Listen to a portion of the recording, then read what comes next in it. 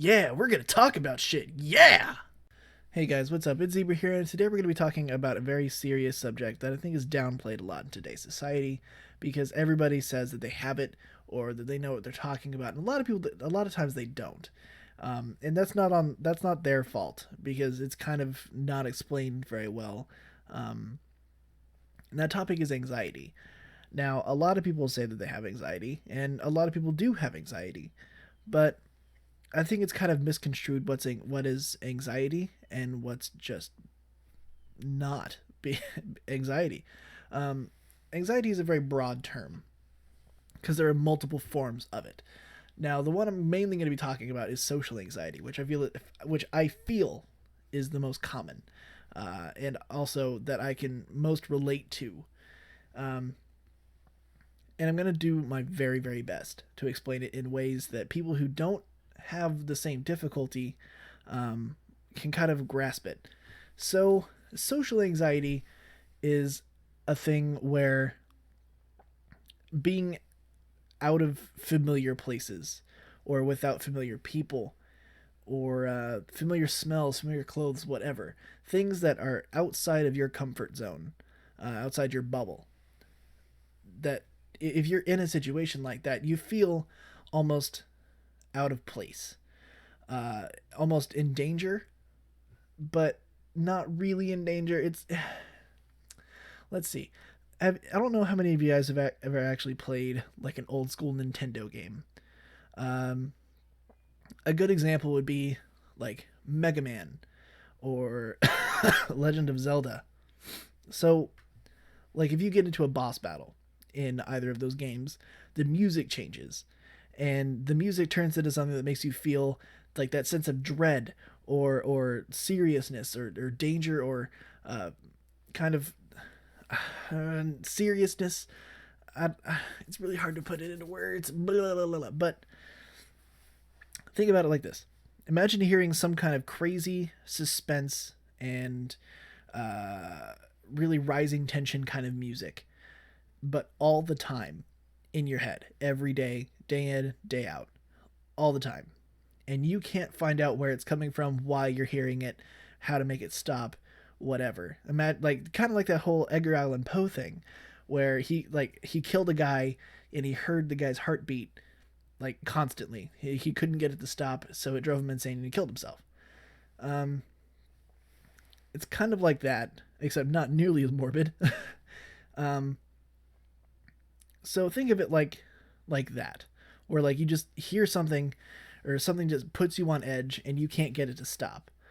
A lot of times people attribute this to why people are so rude all the time is because when you're anxious, you're just panicky. You're just out of place. You're all nervous.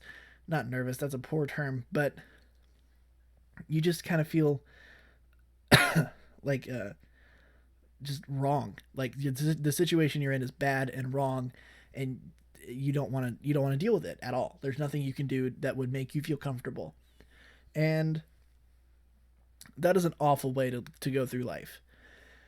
Trust me on that. And another example of what I'm talking about is, let's say you're going to a bar and like you're having a good time, you're having drinks and stuff with your best friends, and then there's this really cute girl or guy, depending on whichever way you swing. I don't really care, but you go over to talk to them and you ask your friend to come with you because you know that that person's out of your league. There's just no way that you can do that by yourself. So you ask your friend to come over and kind of be your wingman on that. Let me just run past all these kids. So that's kind of what it's like. You know you can't do it by yourself. So you ask your friend to make you more comfortable or kind of be a buffer to where you can kind of be yourself around that other person. You don't put on all the fancy moves and be like, yeah, I can bench press about 6,000 pounds. You don't have to do any of that shit. You can just be yourself because that's what all dating really should be anyway. But that's another topic. Fuck all that. The main focus here is being comfortable. Now there is medication for this, and if you do feel like you might be suffering from anxiety, don't let it just simmer there and deal with it by yourself. You can't do that. That is a battle you are going to lose every time. So if you feel like you have any of these symptoms or if you are just even remotely concerned about your mental health regarding anxiety, please go to your doctor about it. Do not just ignore it, because it will just get worse and worse and worse and worse. Always, always seek help when it comes to that kind of thing. And if you're entering a relationship, make sure you let the other person know. If they're not comfortable with that, if they're not comfortable with the way that your mental state is, don't fuck with them. Screw them. They aren't worth your time. Because you need people. You need some sort of buffer. You need some sort of backbone to hold you down onto earth. Because waking up in the morning and feeling nothing other than just raw, unabridged, just despair. It's not a good way to go. And like I said, if you feel like you have anything remotely close to anxiety, please go to your doctor about it. Now, that was kind of a wimpy definition of it, but I'll give you an example from my own personal life. I have a friend. I'm not going to say her real name on video. Let's just call her Teresa. I don't know any Teresas, but we'll just go with that name. So me and Teresa, or Teresa and I, proper English and stuff. Teresa and I have the same sort of situations when we go out in public. Let's say I think we were at Denny's. Yeah, we were at Denny's, and we were just going out because we had just had a hard day, and so we were like, fuck it, let's go get some good old Denny's. I don't remember what we ate, but we were at Denny's, and we were done with our food, and we sat at the table, and I'm not even joking. We sat at the table for 3 hours. We were done in like 20 minutes. So we sat at that table for 3 hours, just waiting for one of us to have the balls to go up and pay for the food. Dealing with something outside of your comfort zone, like with people, for example, like I said, I'm trying to put this into words. It's just paralyzing. Dealing with something that you're not entirely suitable for, or at least you feel you're not suitable for. So we sat there for like 3 hours, and I think she got up, and she went up and paid for it.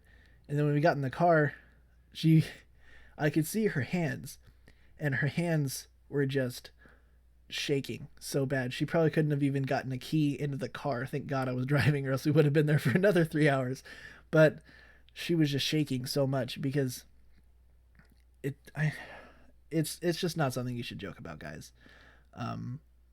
Like any mental disorder, whether it be Down syndrome or anything like that, don't joke about any of that, because people might be going through anything like that, and they may not tell you, but you don't know what battles other people are fighting. So if you know anybody who's going through this sort of thing, if you know anybody who might have anxiety, ask them about it, and ask what makes them feel comfortable. Ask what would help them in a situation where they might be going through an anxiety attack at the time. Ask them what they need you to do, because that could honestly save their life.